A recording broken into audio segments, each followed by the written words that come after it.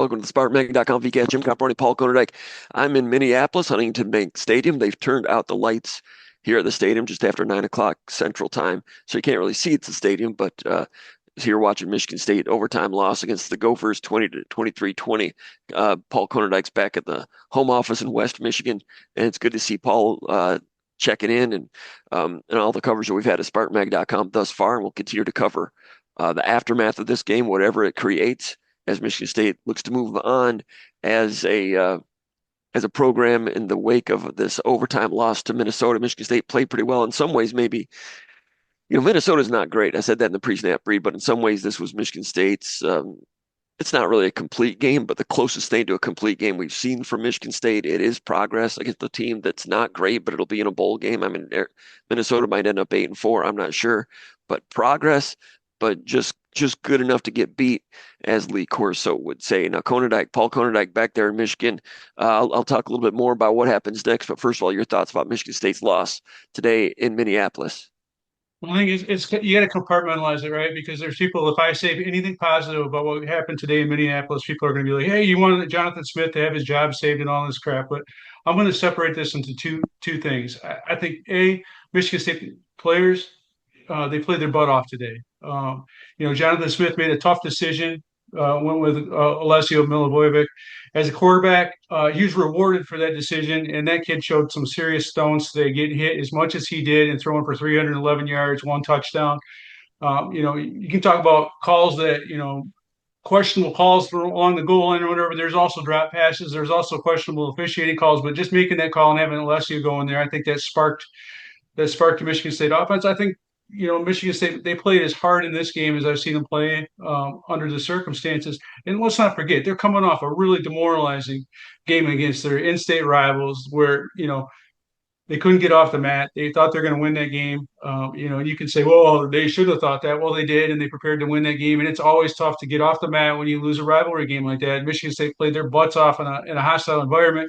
Meanwhile, first-time starting quarterback gets sacked 7 times in this game because the pass protection is terrible. And he still finds a way to keep on getting off the mat. I thought Jordan Hall, who we saw in interviews earlier this week on Monday when we had offensive interviews, guy could barely walk. And you saw him out there playing his tail off and making play after play after play. Ironically, the first rushing touchdown they had in the game, that big long 50 whatever 9-yard gain that Minnesota had, Jordan Hall was getting a blow on the sideline. He was too, Mm-hmm. he needed a rest. Yep. So you got guys that are saddling up amidst adversity, and you got dudes that are throwing blocks at wide receivers. Nick Marsh, he got called for holding on one play, threw a block. He threw another block on the big touchdown. And you got guys playing hard, saddling up. And I do think, regardless of how you feel about Michigan State's coaching staff, regardless of how you feel about the direction of the program, um, and you probably don't want to admit this, but those guys played really hard today, and they saddled up, and they did what you would expect people to do, what I would expect winners to do. You'd expect someone with a strong culture, a belief in themselves, a belief in their program to play at that level. Yeah, is it good enough? No, it's not good enough. Should it save the coaching staff? That's not my call, and I'm not saying that it should. But I do think that these guys played with self-respect. They played with fire, and they kept on getting off the mat, and it wasn't easy. You even Mm-hmm. look back at down 10-0 coming out of halftime. They could have, Mm-hmm. if Alessio doesn't complete that 70-yarder and Minnesota comes out and scores, this thing snowballs. These guys kept on Yeah. fighting and they fought till the Mm-hmm. very end. And Mm-hmm. this team that doesn't have anything to play for, this team who has a Mm-hmm. fan base that's checked out on them, they have my personal respect for how hard they played and how hard they competed. And that coaching staff deserves some credit too for the culture that they've developed in that program. Is it good enough? That's not my call. We saw the same type of thing when Harlan Barnett was in a really untenable situation as interim head coach. Those guys continue Mm-hmm. to fight, They continue to did. play through adversity, and he and his coaching staff have my respect, or had my respect at that time, for their professionalism. I just think right now, I don't know what happens tomorrow. I don't know what happens in the weeks ahead, but I do think the culture of this program is in a solid place. I have respect for that team. I have respect for that coaching staff.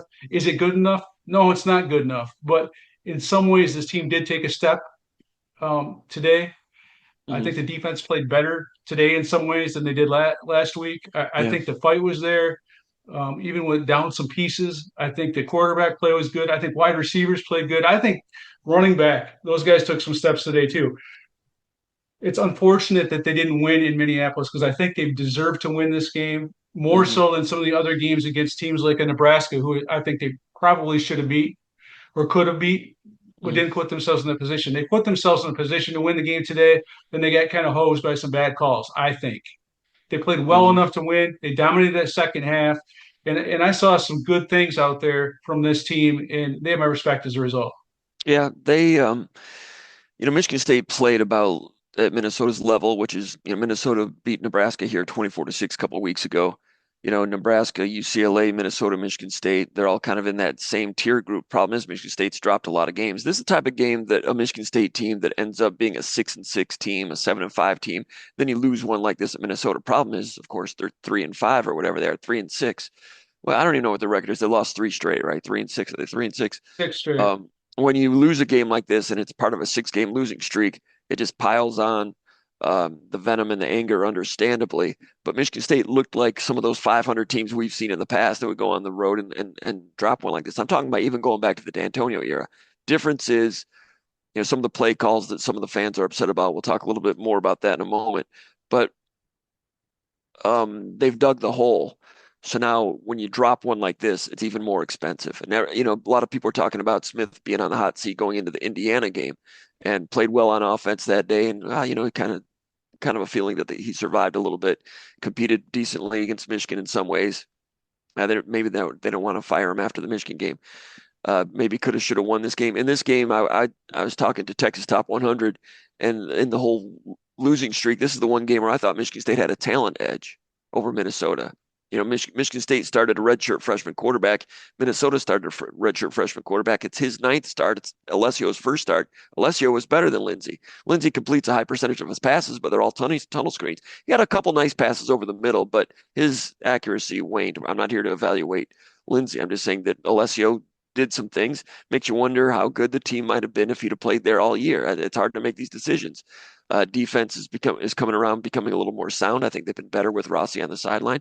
They weren't perfect today, and like you said, Hall not on the field on that 40-yarder, 50-yarder that got out, that led to their touchdown and the 10-0 lead.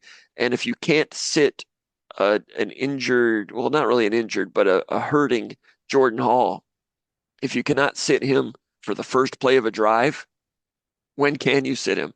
They sit him for one play at the beginning of a drive. You mentioned, I think you mentioned one of the safeties was a little bit off on that play. I noticed that Moa, who's got a lot of heart and plays hard, was a little bit tentative on something, and then Majid was the play side slot, and he was a little bit off. So you had Moa and Khalil Majid, and Majid hadn't played at all in a year and a half until last week, and he's limited. You have those guys on the field as your second stringers. You sit Jordan Hall for one play, gets out for 50 yards, ends up being a touchdown. Previous to that, Nick Marsh drops a touchdown pass on a nice play. Hey, you're on the edge of the red zone. You put Nick Marsh in the slot. That caused a little bit of communication and confusion with the Minnesota defensive backs. Talking about the opening drive of the game, they run a switch release off of that.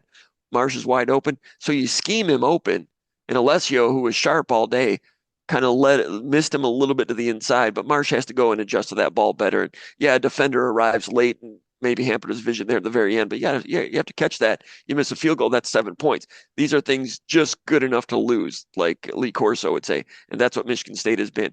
Previously, they were just good enough to lose by double digits to everybody. Today, in position to win this game, battled back, outscoring them 17-0 in the second half. And then you kick it out of bounds, get to the 35. Crossing route, Jordan Hall there, good in coverage, accidentally face mask instead of 2nd and 8 after a gain of 2, 15 more yards, and they're on the 48-yard line. And, they go ahead, score overtime, and win the game. These are things that losing teams do, and we've covered a lot of losing teams at Michigan State.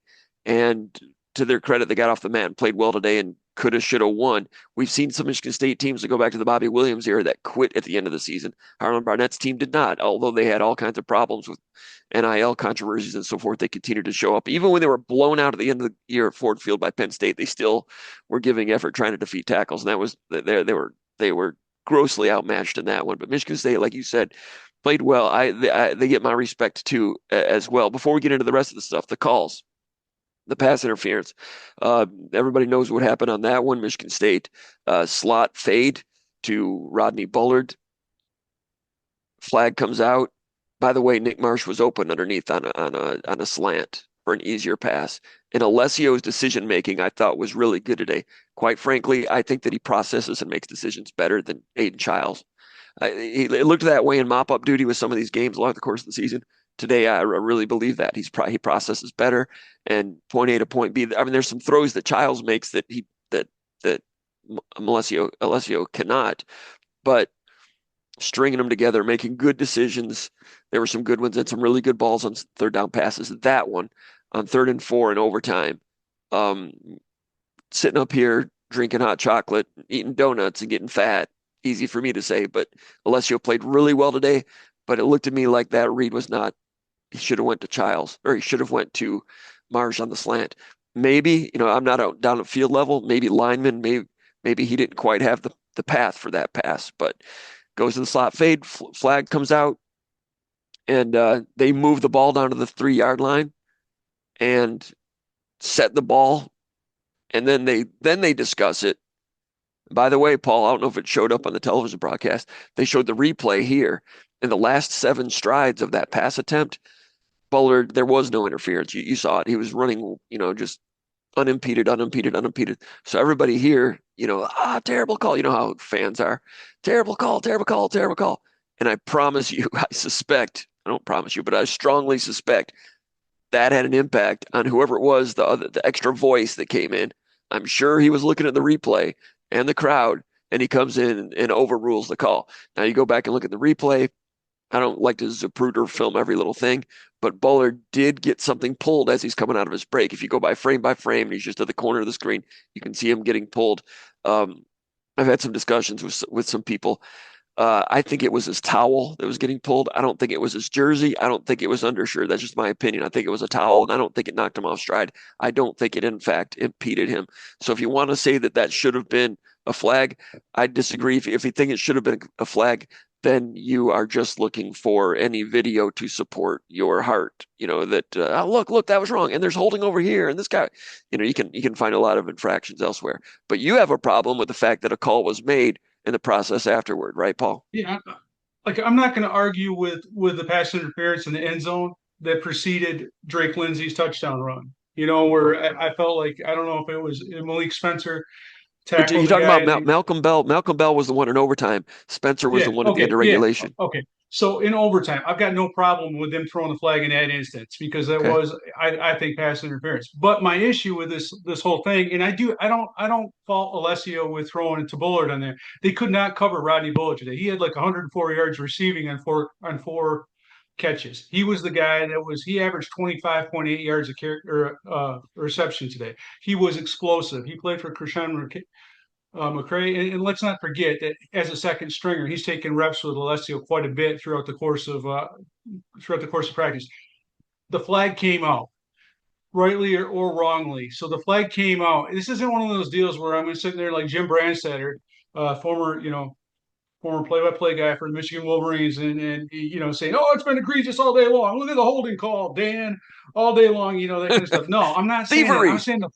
saying the flag came out. The ball was placed on the 3-yard line, and then you're being swayed by PJ Fleck, who's throwing a fit on the sideline, and the crowd, and you know you throw the flag.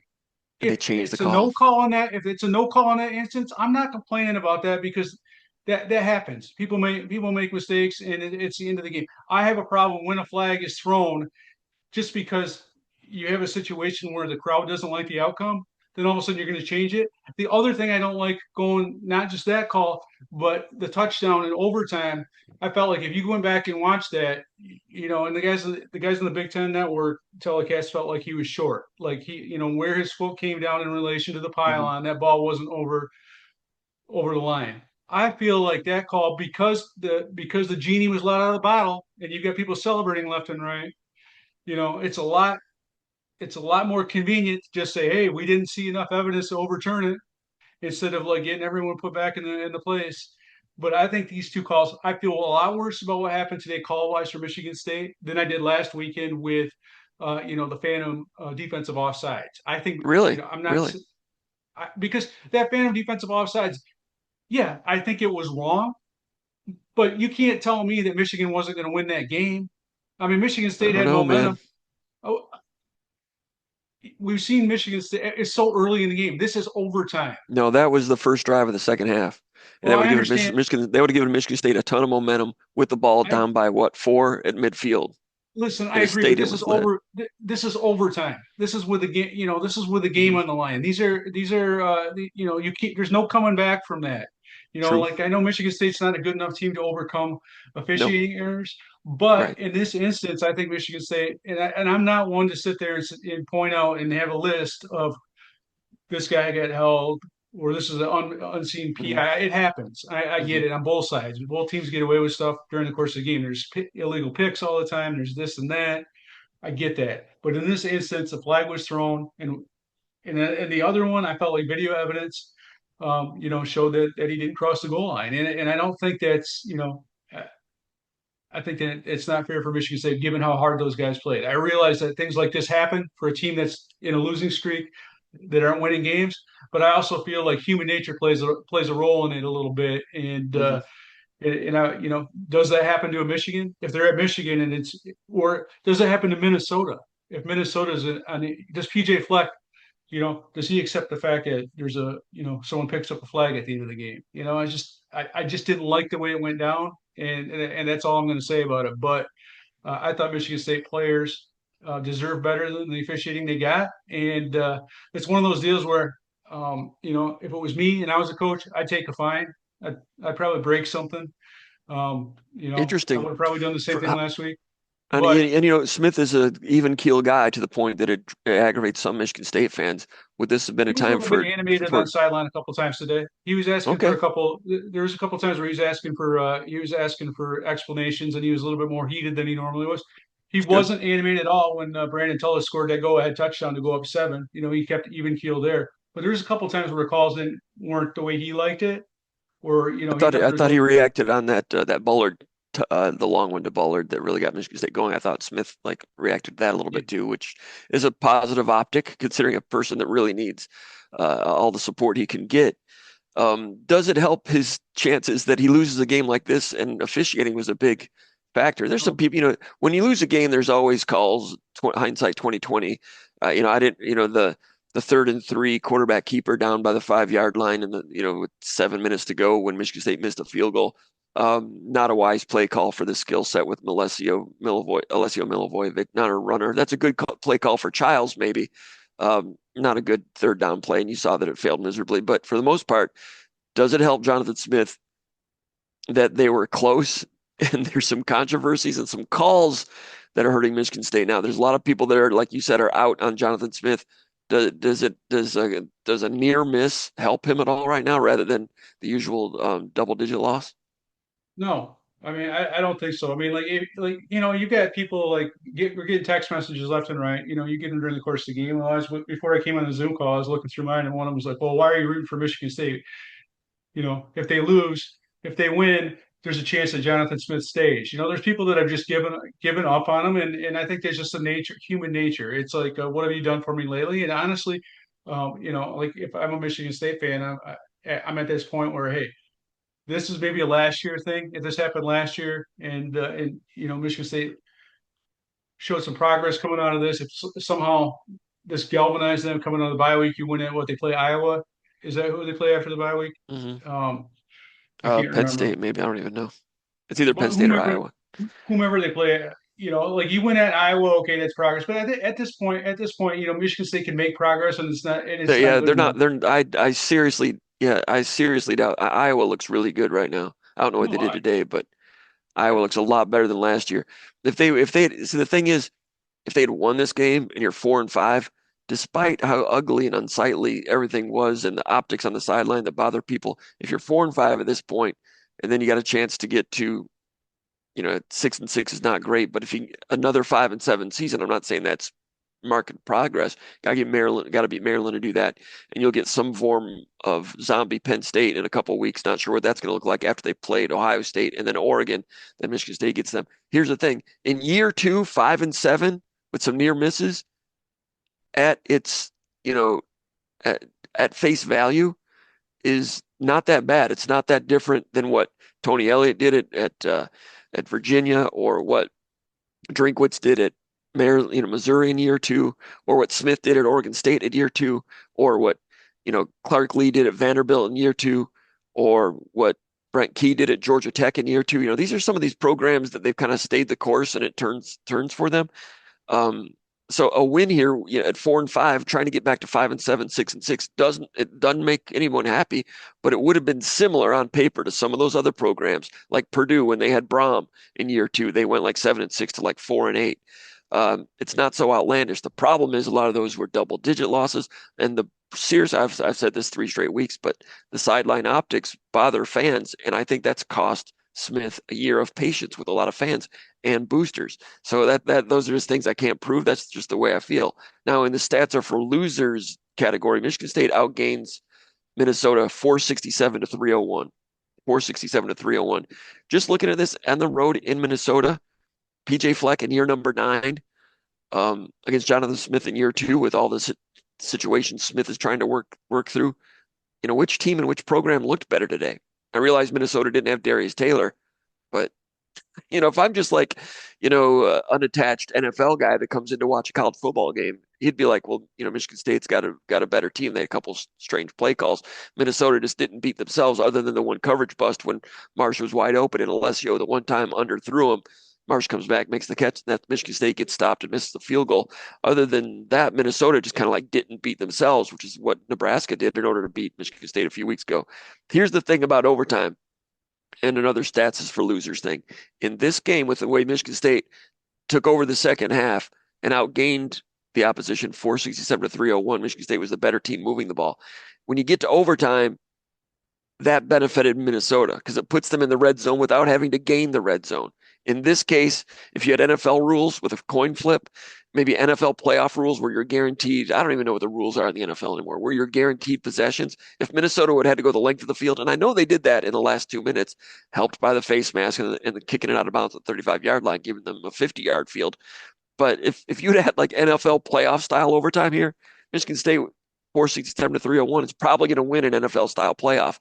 But college playoff, 25 yards, you spot Minnesota, the 25-yard line, and a flag, and Michigan State just good enough to lose, finding another way to lose in dire circumstances where Smith really, really needs a win to regain some favor and really try to fight off the ropes to keep his job.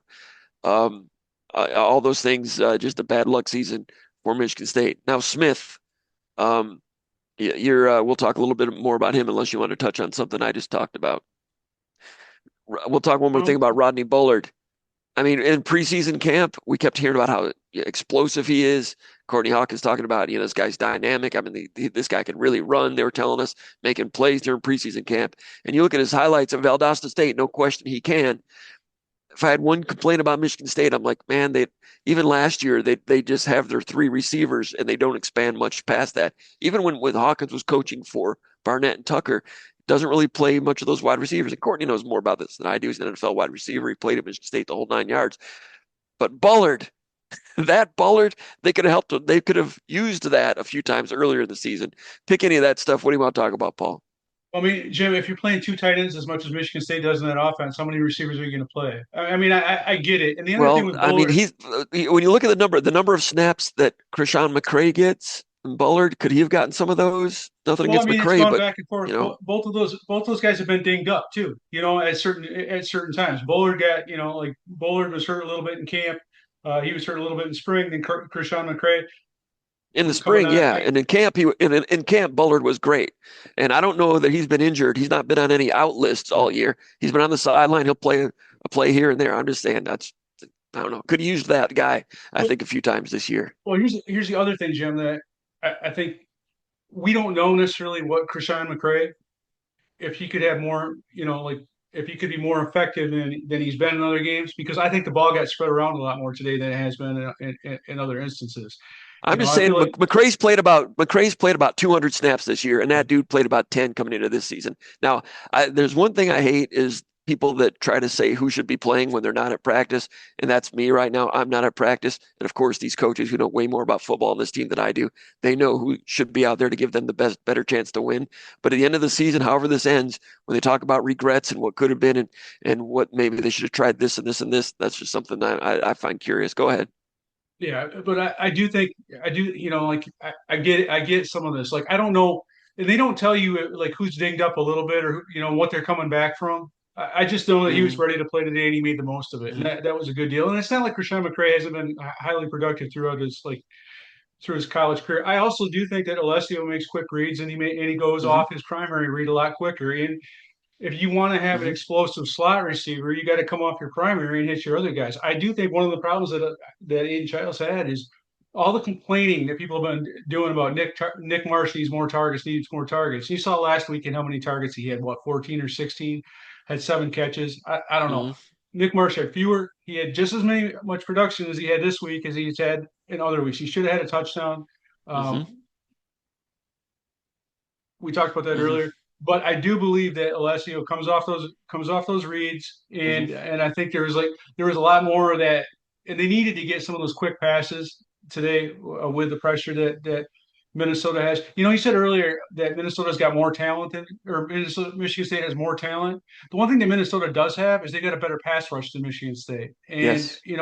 and so like I have a hard time hearing like okay, Michigan State has more talent to work with when pass rush for Michigan State is such a hard thing to get, and Hmm. like Michigan State's ranked 83 in the country in sacks. They're right Hmm. around where Penn State is at around 2 a game. I mean, Minnesota's like, I mean, after today they've got to have up close to 50 on the Hmm. season. Well, not 50, but probably in the 40s somewhere. I think they were in the high Hmm. 30s coming into this game. So to me, that's the one thing like I can see Hmm. the areas where Michigan State's better. I like, their linebackers. I think Michigan State's corners play pretty good today, but Michigan State doesn't have a pass rush, and I feel like that's been a problem for Michigan State all season long. But yeah, It I did mean, not. It there was some. didn't really hurt him today much because Lindsey's limited. It didn't.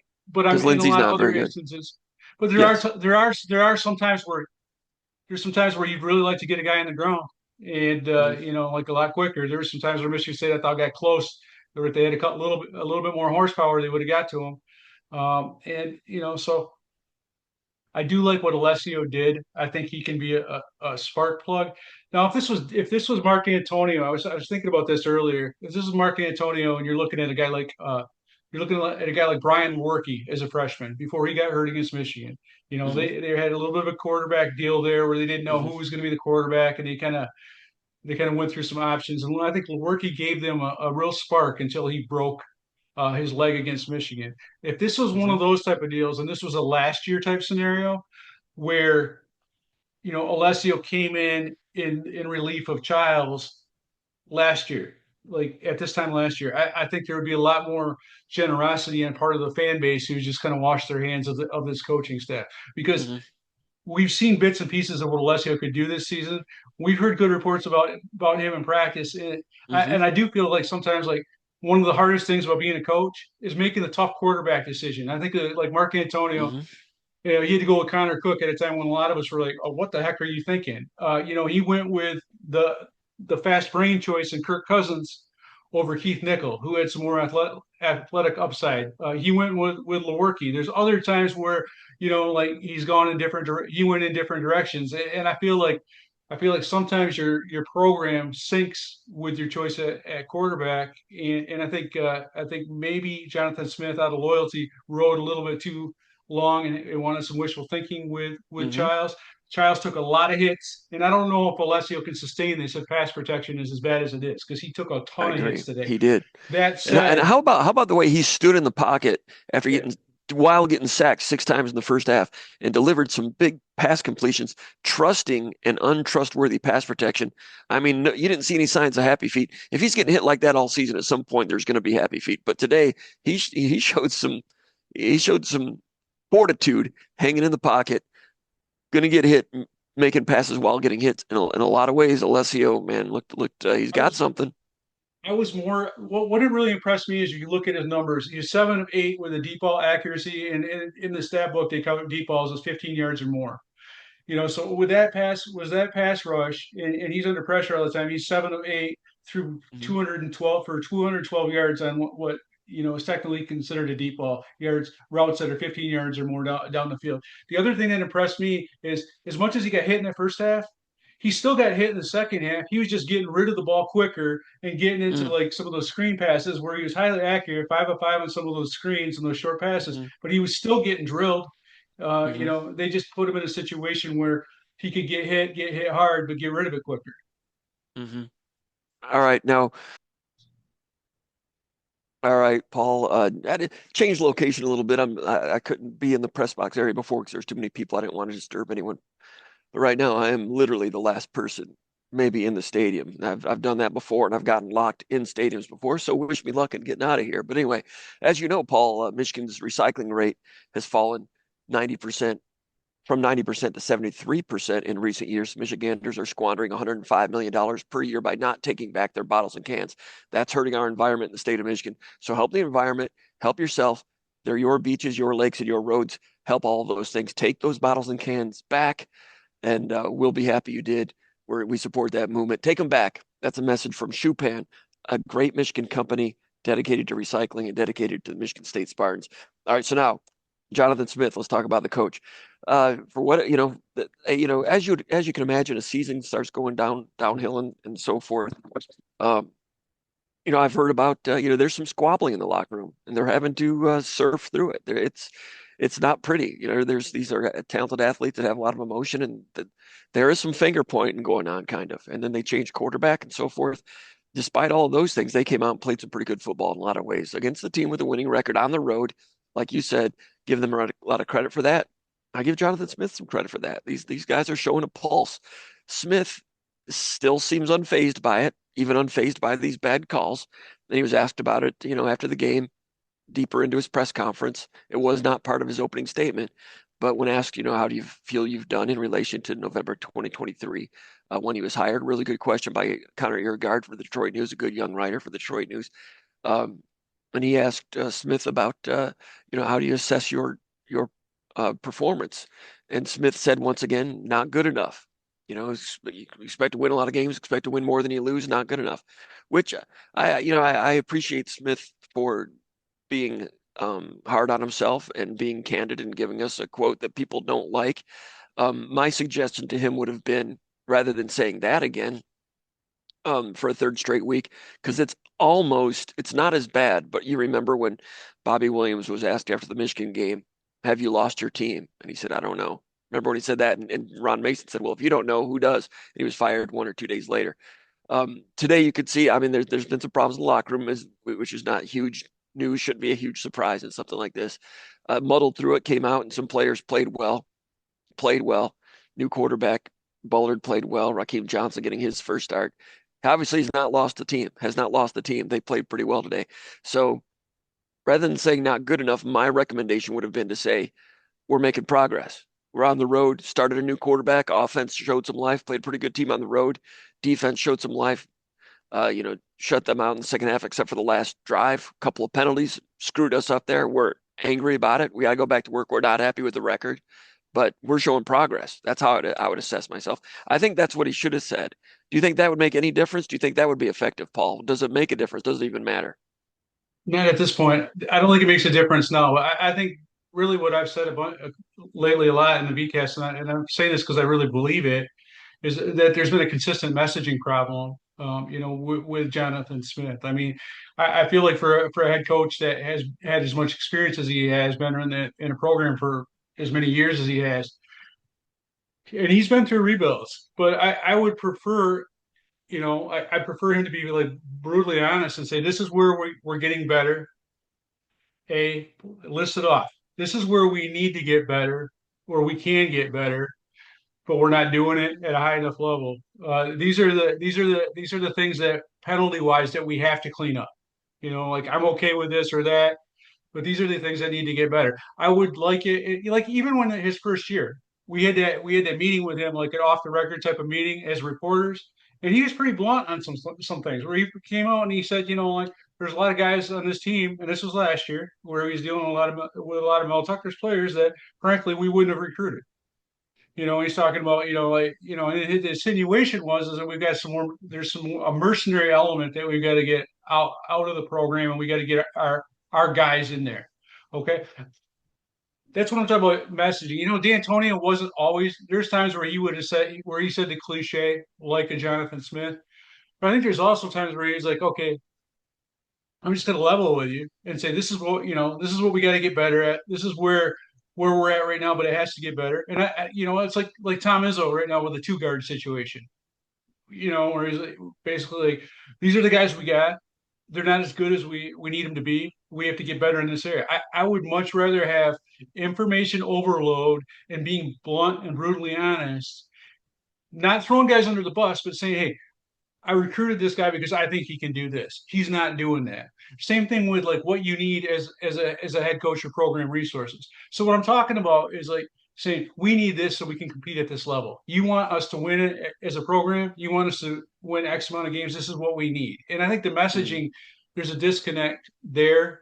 I think sometimes you need to use the podium as like a bully pulpit. But I also think he needs to be like brutally honest with administrators. And I don't know what he says behind closed doors, but my sense is like his personality is it's not easy for him to say, hey, to go come out and say, this is what I need, this is what I'm not getting, this is what the program needs to move in this direction. But I do think that from a messaging standpoint, one of the things where if this doesn't work out for him, and I've Mhm. said this before, I think if I was going to do a post mortem, like if this ended up having to be like a post mortem on what went wrong with a guy that was very successful in his former job, that in many ways was checked off a lot of boxes for what Michigan State was looking for after a train wreck in Mel Tucker. And I think that's another thing too. Michigan State, this whole thing isn't Jonathan Smith's fault.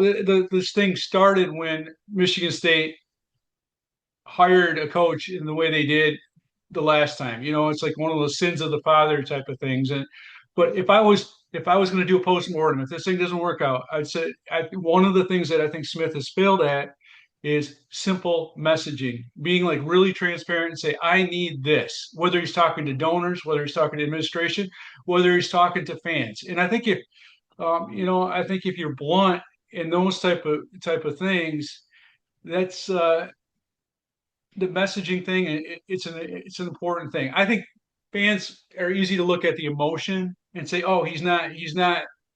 His broadcasting his emotions and stuff like that. Yeah, that's part of it. That's not who he is. He's got to have emotion on the sidelines. I thought there's a lot of good emotion on the sidelines, whether he's provided it or not.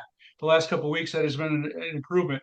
But the communication aspect of being a head coach, broadcasting what you need, where you're at, how things have to improve, what you can control in the present, what you can't control in the present, and it has to be addressed, you know, in the future. D'Antoni is pretty good at that. Sometimes he get a little bit too technical when he's talking about structural, all that kind of stuff.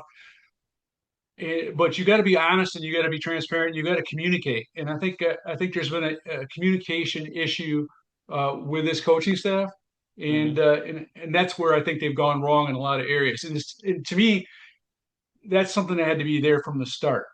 And Yeah. that would have been my advice to him if I was his AD last year or Mhm. any time. Like when you're talking with anybody, you have to be brutally honest. Say, hey, this worked for Kurt Signetti here because of this. What we need here is this, this, and this. Like D'Antonio was really good at kind of subtly saying what went wrong in this area. And he's really good at saying when a guys weren't necessarily capable of covering a number two receiver down the field, he'd tell you in a way that wasn't going to throw a guy under the bus in those type of things. So I feel like the messaging aspect of this coaching thing hasn't been good enough, and I think it's really hurt him in terms of uh, kind of the will of fans to sit through a rebuild It's because interesting that they you want to they mentioned. want to know that not only is things getting better, but they want to know what steps.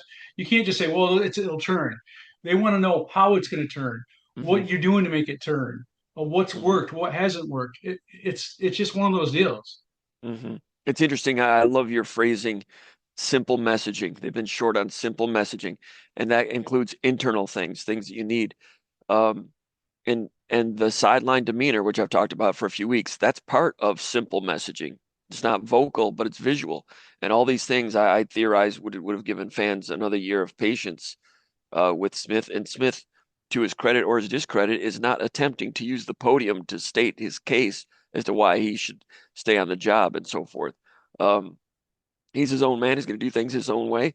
I will say this: you mentioned how bad it was when Tucker, what they left after the Tucker debacle happened, and a lot of people say that doesn't matter in this day and age of the transfer portal. You can, and should get it done in 2 years. Well, maybe it depends on what your how you go about doing things. How many people were you able to bring in from your program? You didn't bring in 14 like they did at Indiana. Cignetti, to his credit, was able to keep everyone at Indiana and add 14, and he had NIL structure in place to go get a quarterback and the best defensive tackle in the MAC and some other players, and had an easy schedule, and they've been great, and they're well coached. Nothing against them. But 2 years, if you'd have said on that Thanksgiving weekend when Jonathan Smith was hired and they finally ushered out the Tucker regime and Barnett's interim part was done, if you would have, lined us all up here in the media and all fans and say, okay, the Tucker thing just happened. You just lost to Penn State where you could not get a first down. Bringing in a new coach now, would it be fair to fire him in 2 years? I think everybody would have said no. With what he's got here, at that point you didn't know what Indiana was going to do, but that would have seemed preposterous. But when losses actually develop in front of your eyes and you see how they take place, like the lack of energy in that UCLA game, which was the real downfall to all of this, when you actually endure the losses and you sit through a 3 hour game and the emotions come and so forth, then the fans, and then they don't see the messaging, internal, external, or the sideline, then a lot of people arrive at the idea, I don't care what's going on, right or wrong. He's not the guy. You hear a lot of that. He's not the guy. He's not the guy. Smith is just coaching the way he coaches, and that's what they hired, and he's got a better resume maybe than anyone that they would hire to replace him. I'm not saying they should keep him. I'm just pointing out these are some of the factors. Now, in terms of it's no secret that he's under fire on the hot seat, whatever you want to call it. Um, something I'm putting together that I'm writing right now that I think I'll be posting. But anyway, Jay Bat was there today. He's been in the press conferences, in the back of the press conference each time he watches, and we happen to be right by the Michigan State athletic director suite, the visiting team athletic director suite, and I could hear him and he and his people in there cheering wildly for Michigan State today.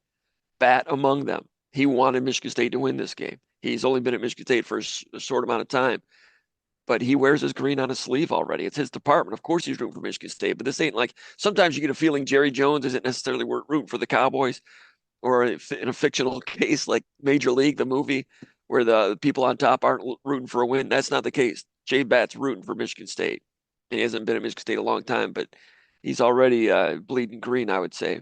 And after these games, he's sullen and he's he shows it that he hurts after these games. He was walking down the hallways here at Huntington Bank Stadium behind Jonathan Smith. Smith was ahead of him, and I came up from behind and asked if he had a minute to talk for a second. I was going to ask him about just anything about what's going on and so forth. And he very politely said, no, I'm not talking right now, which I understand because anything that he said right now, it's going to get pin cushioned and he's got things to do. So he's circling the wagons a little bit and closing ranks and just not making any comments. But I did try to ask him and he's not talking right now.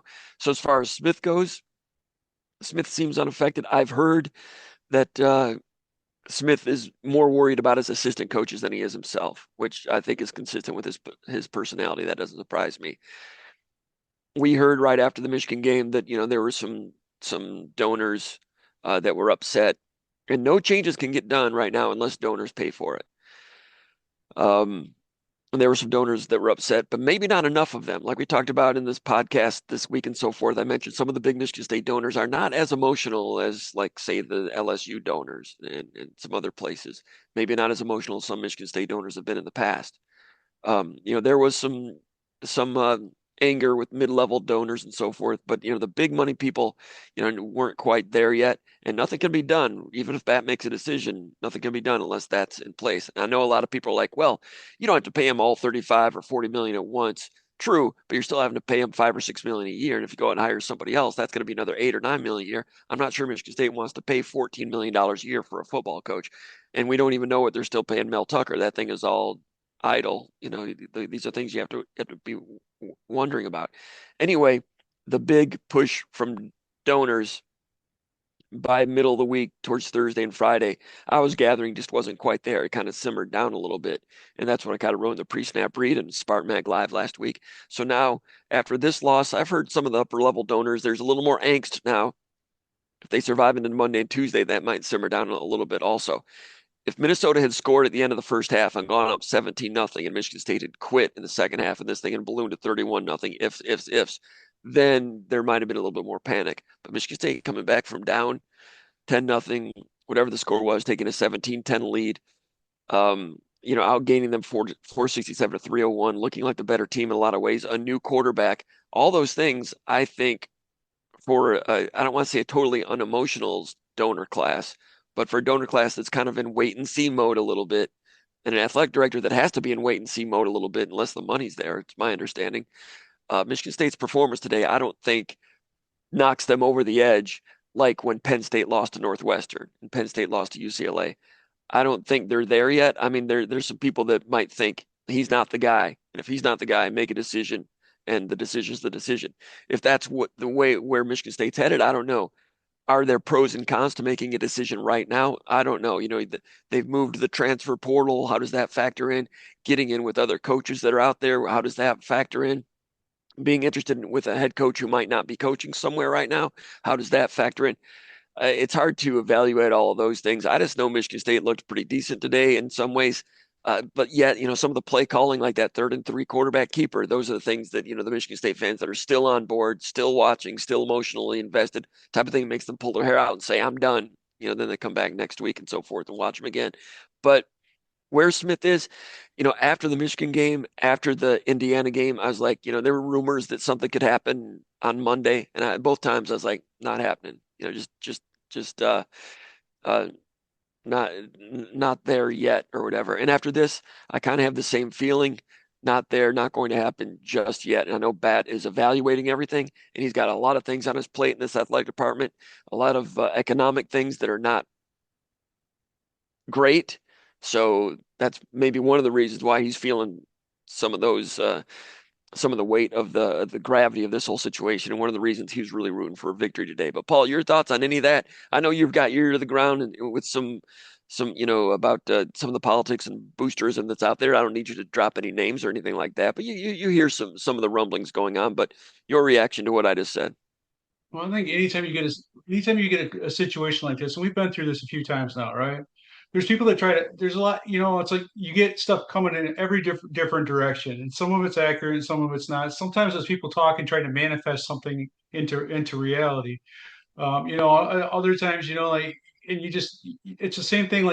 It's the same thing like with quarterback controversies. You hear stuff like, "Oh, this player hates this guy," and then you find out that they're best friends or whatever. I'm just giving those type of examples, but there's a lot of information out there, and there's a lot of you know, there's a lot of posturing. Jay Bat, I mean, Michigan State. One thing I will say this: I think there are some people that are upset that J Bat hasn't telegraphed what he wants to do, and he hasn't been like he hasn't been. He's not my guy. We're going to move in a different direction. I think there's a certain group of donors that want to hear that. I'm not sure if that's great leadership. I think one of the things that he was hired to do is he was hired to transform Michigan State, modernize it, bring them up to where they need to be, so they can use the resources they have within the Big Ten, and and uh, and he's got a great relationship with the president. I think a lot of the stuff that we've seen in the last decade, um, it just maybe last 5 or 6 years, I just feel like a lot of people weren't on the same page. People have different agendas. And there's a lot of like maybe talking on a turn. No one's like you know pushing in the same direction. But I feel like right now Michigan State's got a president and an AD that are on the same page. I don't think and I don't think anybody really knows what Jay Bat. I don't think he's like really confiding in anybody outside his circle about what he wants to do or the direction he's planning on going in. I do believe though that this is something that just because you hire a guy that might have a good record this season that maybe hasn't in a few years past, doesn't mean that you might have the same situation that you're going through right now again. I mean, there's no reason just because you get two coaches that didn't fit your culture, didn't fit the university, didn't fit the mold of what you want in a coach. Just because you've had two guys that don't work in your program doesn't mean the third's going to work. And Jay Bat, there's his reputation on the line. President Guskowitz, his reputation is on the line. And just because people want to manifest something into reality doesn't mean it's going to happen. I don't know what the future is. Hmm. I do feel My like I lights said went out. before, I feel like Michigan it hasn't been like transparent enough of what needs to take place. I think that would be better messaging would be better. But just because one guy wants it to happen, or because some our subscribers want it to happen, or some donors want it to happen, doesn't mean it's going to happen. I think it's going to be well thought out. I do like Guskowitz and Jay Bat being on the same page. I do like some of the moves that Bat has made, some of the structuring in the athletic department, and it's not going to be an overnight thing. But Michigan State has to, I think what people want to see is they want to see a plan for the future and how it's going to take shape. And right now, a lot of just we're working at it. It's a process. That's not good enough. We heard that for a long time, and there's got to be tangible evidence of progress, and I don't see it right now. It's got to Eh, happen. Yeah, and Michigan State, if they join the growing list of programs that don't have that they have a coaching vacancy. I mean, is Florida State going to join that? Is Auburn going to join that? There's others. I mean, if Michigan would have lost today, I mean, who knows? But then who are you going to get in on? Who does LSU think they're going to get in on? Who does Penn State think they're going to get in on? Braum at Louisville or whatever. Um, as we said from the beginning, that's a shortage of talent. I think there's some pretty good coaches at the group of five level. If you want to throw one of those Hail Marys, and those are some pretty good ones out there. But the money you have to throw around to bring in somebody whose resume most likely is not going to be as good as Smith's was coming in the door. You know, Matt Rule is staying in Nebraska, so Nebraska's not going to come open. I thought there's a chance maybe Matt Campbell at Iowa State might head to Nebraska. I'm not sure if Campbell is going to put his name out there. It seems like Fleck is kind of putting his name out there a little bit. It's going to be competitive, and if you're Michigan State, in some ways you don't have to wait for a certain pecking order because some of the candidates in the South are going to stay in the South. So in some ways it's different pools of talent and so forth. But it's not like there's, when they fired Muddy Waters in 1983, everybody knew George Perlis was right there, defensive coordinator of the Steelers, waiting for the job, ready to do it, or even Saban in 95. Um, when there's no one really waiting in the wings, and you might, I'm sure they're hearing probably some back channels. Maybe they're surprised about some people that are interested, but that's competitive on one thing. Secondly, Michigan State's house is not in order. They don't have a training table. They need to get money to pay for that because if you're a coach thinking about taking over Michigan State, okay, what's your NIL plan above the house settlement stuff? And Michigan State doesn't have a third party NIL situation. Someone would look at Michigan State and say, what do you mean you don't have a third party NIL situation? you know, those things are going to be hindrances to try to hire a new coach if you don't have a third party NIL situation in place, which I understand there's no plans for that right now. The new Spartan venture stuff, and it's supposed to, that's all. I'm not sure how concrete, tangible all those things are. Those are like macro words that are kind of been thrown out there. But if you're going to hire a new coach, he's going to want to know about, what do you mean you don't have a training table? Where do the players eat? That it's not great at Michigan State right now. When's that going to be done? Well, it was supposed to be part of the original building, but ran out of funding. What's wrong with the funding? Well, now we spent a lot to get rid of the previous coach to hire you. So funding, we got to do some more fundraising, which is going to be difficult. And NIL, we don't know what to tell you about that with the players. It might be less than Jonathan Smith had this year. This is the truth. So you can just do I Dream of Genie and go like this, get me a new coach. I'm dating myself going back to the 60s and 70s, but there's a lot of things Bat's wrestling with, a lot of things he can have an impact on. That it's not just cut and dried, bring the next guy in. There's a lot of red tape. A lot of people can say, hey, Michigan State is a Big Ten school. They're a top 10 athletic department program. They should be able to act like it. Well, maybe they're not. Maybe they're not. They can make some strides to get there, but Michigan State, in some ways, is not going to be as attractive right now as it was in 2020 when Luke Fickell turned them down. So just things to talk about, just things to think about. Paul, we'll go ahead and wrap it up right now. Anything else? I got to find my way out of here. Anything else? it had something really profound to say, but I'm not sure what it was. I just think that like there's no home run hire out there that's going to make everybody happy. Initially, And there might be somebody out there that is I the next mean, D'Antonio that was but if 18 you and but if you 17 at a mid-major okay, and all of a sudden becomes a legend. I get it. But you're looking at D'Antonio and you look at there's more substance there. If you look at what he did, he took Cincinnati from Conference USA to the Big East, and and he won, and he had a vision, and he articulated that, and and he had a history with Michigan State. I get that. There's other people out there that have had success in the Big Ten, right? So like you hear people talk about like guys like Brian Hartline or whatever, and there's no doubt in my mind that a guy like Brian Hartline is probably going to come away and get a job this year, right? Because there's going to be a lot of openings. But you don't know. You don't know sometimes like who's going to be. Uh, I'd be shocked, like Luke Fickell. Did people think he was going to be as big a failure at Wisconsin as he was? The Northwestern coach, shockingly, I'm shocked that he, like that's one guy I'd be looking at for any number of reasons because of how bad they were in terms of what they had and the situation he inherited and what they've been able to do. I think one of the things that fans really have a hard time with is, and you and I do too, to some extent, is the parity that's out there. Michigan State didn't have a lot of resources NIL wise, but when we go out on the road and we see what Nebraska has, and it's like, okay, that's kind of like that's not really that impressive. You see what Minnesota has besides a pass rush, and you're like, okay, You mean um, on the players on there's the a lot. field not impressive, you mean for Nebraska? Yeah, Or you mean players the on the field not facilities?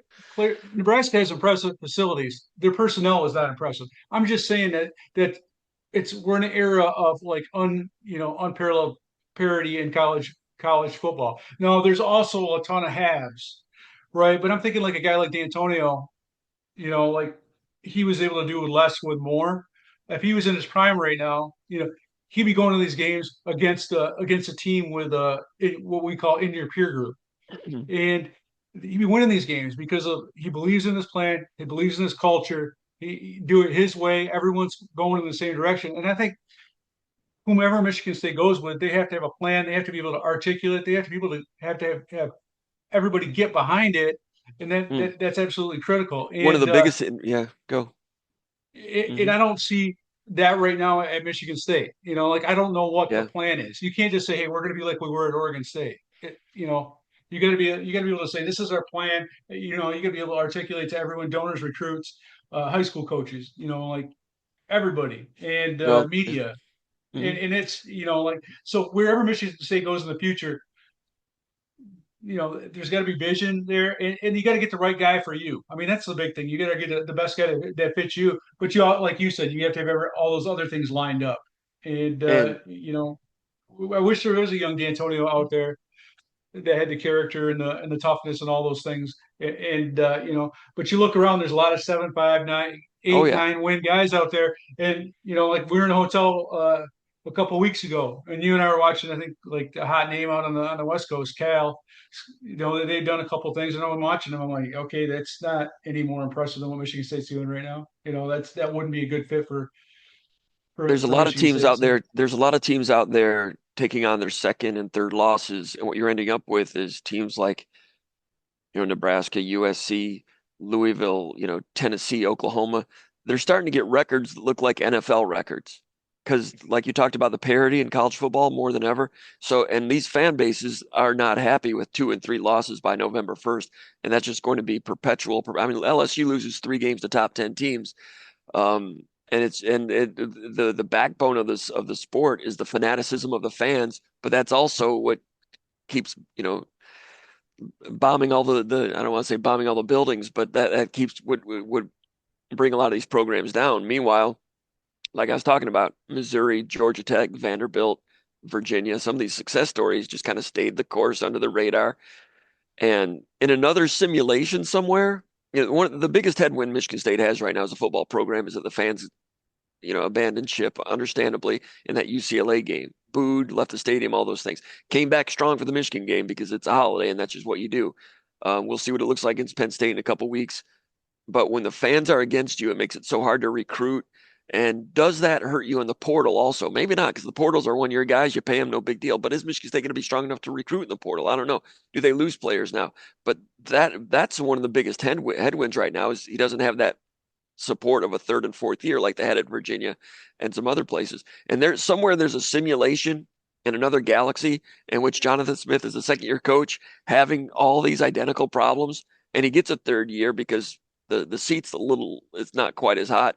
And over the course of time, and over the course of time, and over the course of time, and then all of a sudden, a good, solid, respectable team comes out of that. Now, there's a lot of people that'll say that's ridiculous. My good friend Mike Valeni would say that's ridiculous. He ain't the guy, and if he ain't the guy, make a change right now. And I respect that, and he might be right. I'm just saying that the way Smith is doing it, I don't know what kind of changes he'd go forward. There's no question the offensive line is behind schedule. The defense was way behind schedule, but since Rossi went to the field, they've kind of, and since Nikai Martinez came back, I know he wasn't perfect today. The corners are looking pretty good. Defensive tackles are still all right. They don't have a pass rush, but the defense has been not as bad as it was a month ago. Offensive line behind schedule, even with the injuries and so forth. I understand that part of it.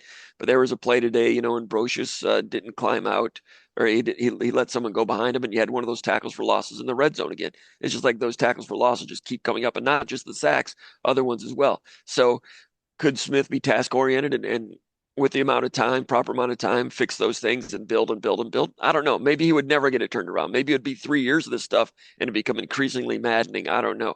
So I don't do that. The thing about picking a coach, you can pick a coach that looks perfect on paper. There's not been a coach that's been more perfect for a hire in the last 25 years than Scott Frost at Nebraska. And I understand he had some off-field situations going on, or whatever. He went 12-0 at Central Florida. He's a favored son at Nebraska. He's in the Big Ten West. That was a can't miss. And you know what? It missed. Fickle takes Cincinnati to the college football playoff, goes to Wisconsin, flounders. Now, yeah, Wisconsin, they lost at Cincinnati. Yeah, he had Marcus Freeman at Wisconsin. Now all of a sudden, Wisconsin's at the bottom of the Big Ten in NIL. Some of those things you can't. It's hard to foresee how those things are going to take place. So a lot of the coaching candidates that are out there, the ones that look good, the ones that are not in Power Fours because they're not in as much of a parity situation. So a guy who's coach at Memphis can build a big record and be Billy Napier and get hired at Florida. Now, so it's a tough situation. By the way, the leftovers of zombie Florida almost beat Georgia today. And then, you can look great, getting hired, Norvell. I think he was at Memphis. Napier was at Louisiana Monroe. When you're the group of five, you can build a real nice record and go 10 and 2, 3, 4 straight years in a row because you're not playing people in your weight class every single week. Memphis, as a group of five, they're better funded than some Big Ten teams, maybe better funded than Michigan State. And they got a coach who's doing well, and he'll get a job somewhere. I don't know, but Norvell gets hired at Florida State with his big record. But then when you're in the ring with people at your own weight class, you see what happens there. In exact science, Indiana gets Cignetti because no one else wanted him. Indiana, the other people that they had on their radar that they interviewed, not such great candidates. They landed with Cignetti, and it was great for the reason we mentioned before. Let's see what Indiana looks like next year. So over the course of time, there will be variance. I don't know. So it's an inexact science. Anyone who claims to know who the perfect guy would be, they don't know. And anyone who says, well, and if you say whether it's Smith to coach Michigan State for the next couple of years or someone else, and if someone says, "Oh, that's not going to work. That's terrible," they might be right. My response is, "Well, who you got? Who's going to be better?" And nobody has an answer because nobody knows. Because in college football, it's up and down, topsy turvy, and that's why we love it. And that's why we're emotional about it. But also, it's a great American sport, and it was exciting today. Minnesota's band was good. There were some Michigan State fans. The Michigan State fans are irritated right now. My heart goes out to them. They've had some tough times in the last 10 years. But they'll show up again, and they'll keep an eye on it to see what it looks like in 2 weeks when they play Penn State. And a few of them will still be back on campus to tailgate. And Konyndyk, you're going to be there. I'll be there. We'll check it out, and we'll be covering it. And it's too bad that we can't talk more about football because there was some interesting football that went on today, but that all gets eclipsed by the coaching situation, as is the case at a lot of programs across the country. You get 2/3 of this way or a third of the way into a season, now 3/4 of the way into a season, and people don't want to talk about football. They want to talk about next year's coaches. It's the way it is. It's crazy. I didn't write the script, but that's the way it is, and it's still fun to cover for the people at Spartan Mac. Anything else, Paul? For Paul Konyndyk, my name is Jim Comparoni. I've been watching the VCast. from West Michigan and also Minneapolis, Minnesota. We appreciate you checking us out. Give us a like here on the channel. Subscribe to the channel. Go to SpartanMag.com. $1 American. Subscribe to SpartanMag.com for a week as we cover the coaching situation at Michigan State. It's going to be interesting going forward. And if anything happens, go to SpartanMag.com. That's a place to find out everything at Underground Bunker Message Board. For Paul Konyndyk, Jim Comparoni, been watching the VCast with the Spartans for SpartanMag.com.